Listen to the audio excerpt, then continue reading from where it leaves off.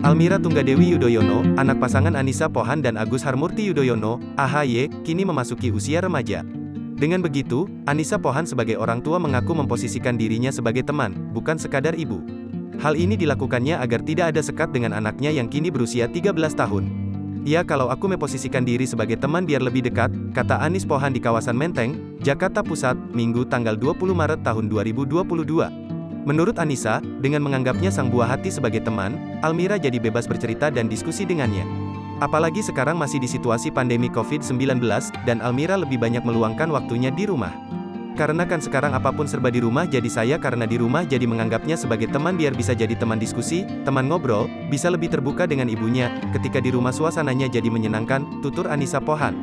Putrinya menginjak usia remaja, Anissa Pohan juga tidak membatasi kegiatan yang akan dilakukan Almira selagi positif. "Nggak ada ya diarahin, semuanya kita eksplor sehingga dia akan belajar banyak dan nanti dia akan memilih," pungkasnya.